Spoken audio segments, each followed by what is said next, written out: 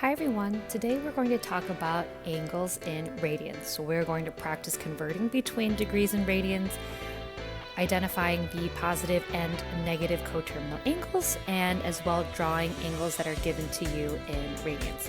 Get ready to unlock the power of math together. Let's dive right in.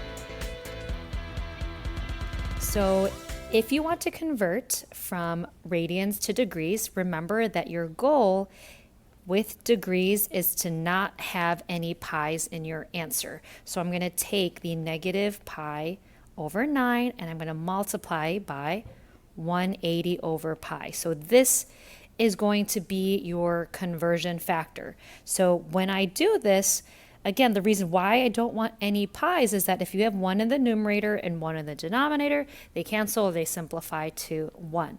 So then when I multiply fractions, I multiply the top, multiply the bottom, and then I simplify and reduce, which will get me 20 degrees. So now, if you want radians, you will have pi in your answer. So you're going to take 195 and multiply by your conversion factor, which is pi over 180. So when I multiply fractions, I multiply the top and the bottom. You will reduce your fraction, which will simplify to 13 pi over 12.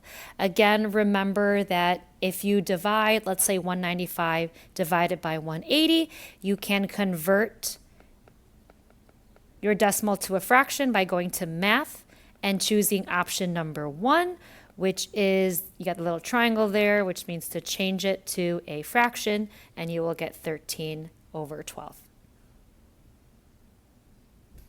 Here, what we're going to do is we're going to go ahead and find a positive and negative coterminal angle, and we're going to give this angle measurements in radians. So what we did before with coterminal angles, we were either adding 360 degrees or we subtracting 360. However, we're given our angles in radians, so 360 degrees, you know, is the same thing as 2 pi. So we're going to add or subtract 2 pi. Now the thing for you to remember is that when I add fractions, you need to have the same denominator. So what I'm going to do is I'm going to multiply the top and the bottom by 6.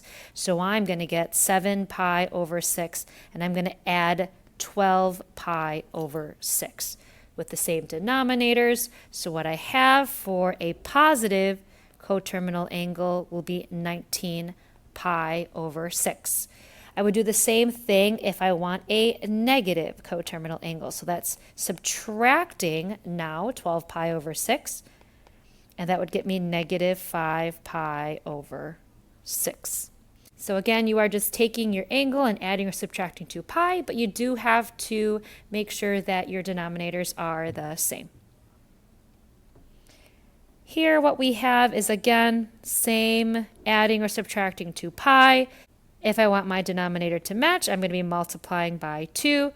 So this is negative 5 pi over 2 plus 4 pi over 2. And then when I add, I have a negative 1 pi over 2. But with positives, I need a positive answer. So I'm going to add another 4 pi, and I would get 3 pi over 2. So there's my positive coterminal angle.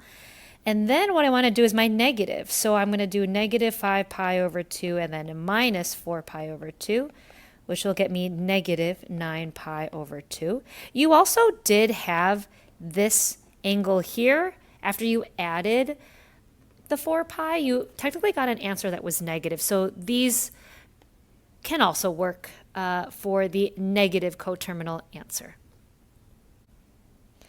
Okay, here we're going to draw our angle in standard position. And again, this angle is not going to be on your unit circle, but we do know this is 0 pi, and we know this is 1 pi. With your angle being a fraction, 1 pi is really the same thing as 9 pi over 9, because 9 over 9 is the same thing as 1. So if I want to figure out where 5 pi over 9 is, half of that is 4.5. So I know that 5 has to be right about here. That is in quadrant number 2. Now, for you to find your negative coterminal angle, again, I'm going to take 5 pi over 9. I'm going to subtract 2 pi. And 2 pi is the same thing as 18 pi over 9. So when I subtract, I'm going to get negative 13 pi over 9. Okay, so for here we have negative 2 pi over 7. So this is 0 pi, this is negative 1 pi. So that 7 means that this is negative 7 over 7. So negative 7 over 7 is the same thing as 1.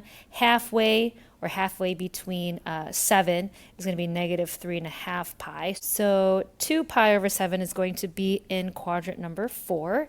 And then if I want to find positive, I'm going to take negative 2 pi over 7. I'm going to add whatever my 2 pi is. So if I do over 7, that's going to be 14 pi over 7. And when I add that, that's going to get 12 pi over 7. Thanks for learning with me today, unlocking the power of math, one problem at a time. Don't forget to like and subscribe for future notifications on Algebra 2 videos. See you in the next lesson.